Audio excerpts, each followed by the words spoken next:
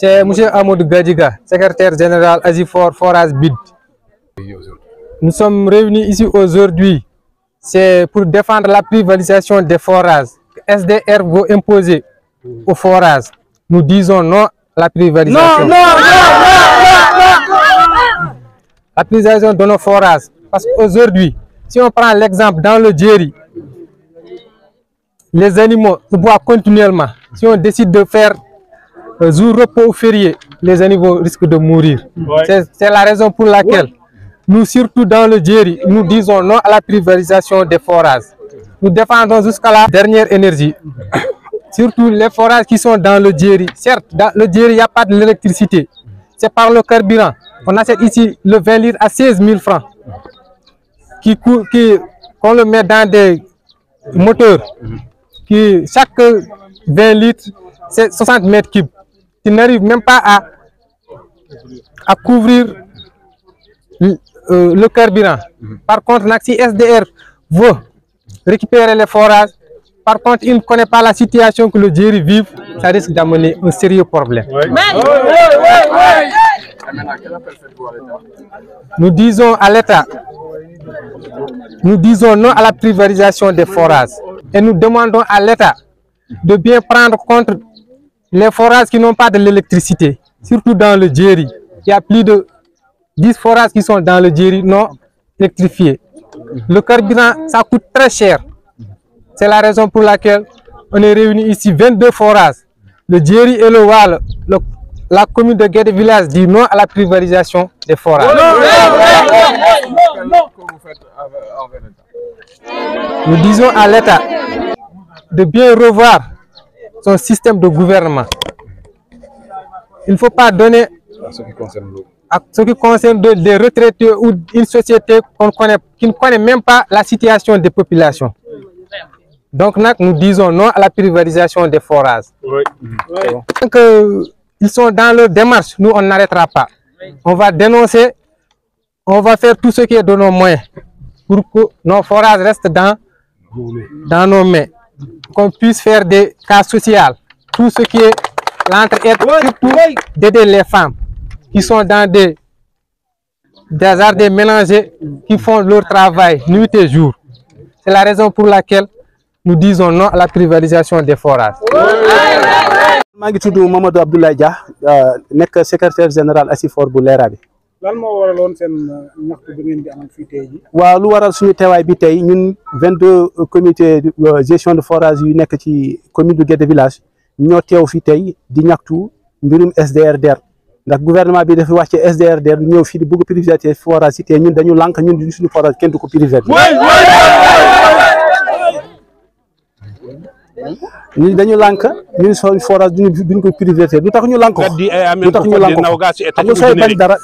fay da nga xam lu tax nga bañ ko maanaam su ma jëlee yoon su ma jëlee exemple ñun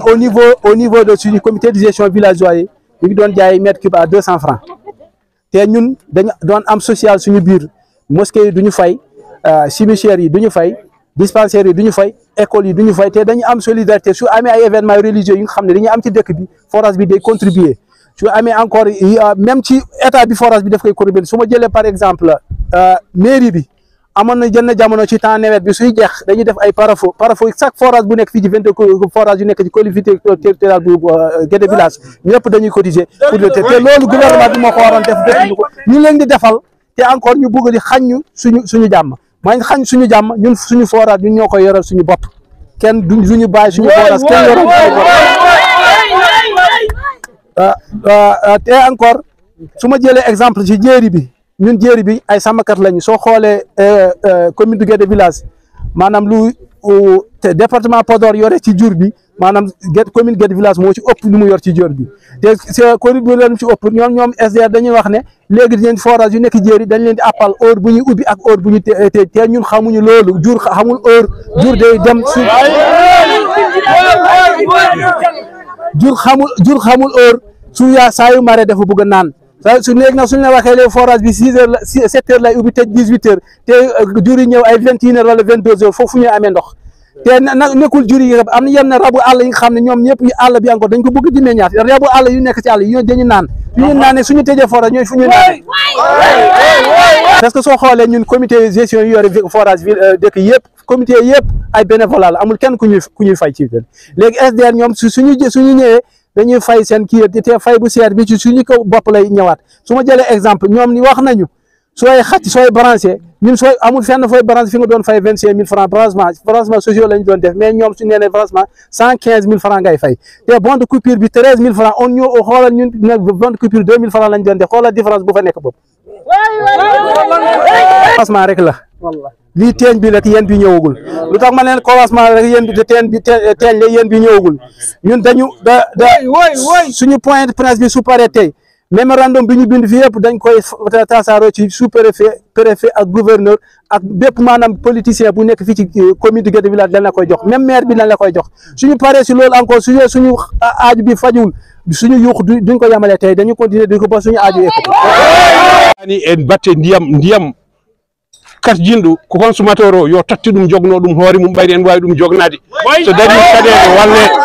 minen ko ɗum min paami hen min jiiɗa waɗede tan julago ɓolu e heɓoɓe haalisaji en jaan jooɗi yo bureau ji mumen te kamɓe ɓe mbanno ɗo agi foruji ɗi foof ko volontaire yaji goni hen eɓe gaddi ɗo ko yoɓateɓe salaire aji tekkuɗi wadde yaltat koye forage uji ɗi so tawi ɓe gaddi ɗiɗo yoɓateɓe salaire aji yahoɓe pastor oji ala ɗi yaltat koye becce amen yooɓe kalana men goto koɓe mbi ko ɗo ɓe kaala ko natirɗi tan soɓe naati ɗum ɗo duumataka te hay koɓe kolli amen ko komin gonno koye dow mum ɓuuri wonde moins cher e amen min ñaagui laamu ko yo walla amen accide amen e kaake ɗe so tawi min jokkiɗi wallede e komin donkadi sen wawi walla amen kamɓe koye mabɓe ñande ɓe jogui ɗum ma laamu waat saabu laamu wi kamɓe kaali ɗo mbi ko 72 heures pan ndiyam soɓe donki laamu heeƴi hen minen force uji amen meeɗa joɗade 24 heures ngala ndiyam min meeɗa joɗade 24 heures min ngala ndiyam sa ari adde addenamen programme 72 heures komin mbaɗata 72 heures jawdi wonande jawdi ndi jeeri ndi soɓe mbi ko eɓe udditat koye heure eɓe ñifata koye heure jawdi ala heure ndiyam ala heure kala waktu neɗɗo en sohla ndiyam kala waktu jawdi en sohla ndiyam wadde yoɓe gaccan yimɓe haala wiidi eɓe mbaɗan ɗum comme no administration yarata ni jawdi ala e administration jawdi ko jawdi tan